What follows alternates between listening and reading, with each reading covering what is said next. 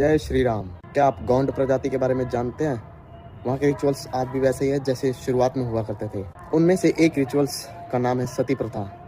आपने कहानियों में सती प्रथा के बारे में सुना होगा, पर मैं आपको बताता हूँ कि वहाँ पर सती कैसे होती है। वहाँ जब भी किसी व्यक्ति की मृत्यु होती है तो सभी लोग वहाँ इकट्ठा होते हैं और उस व्यक्ति के शरीर को चिता पर रखा जाता है और उसकी पत्नी, जो कि अब विधवा हो चुकी है, उस चिता की प्रदक्षिणा करती है। मतलब वह अपने पति के चारों ओर चक्कर लगाती है। वहाँ पुरोहित मंत्रोच्चारण कर रहे होते हैं और हर मंत्र के साथ वह स्त्री उस चिता का चक्कर लगाती है।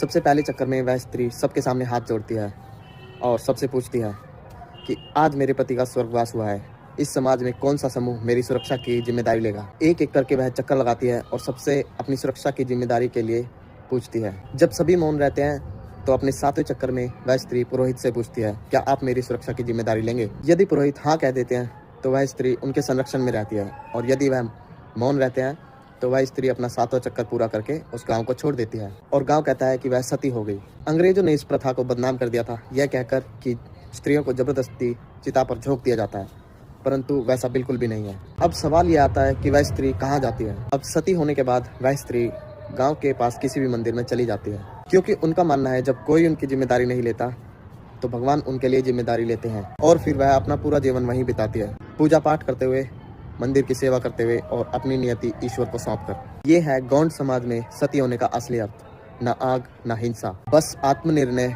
सामाजिक परंपरा और भगवान पर पूर्ण विश्वास।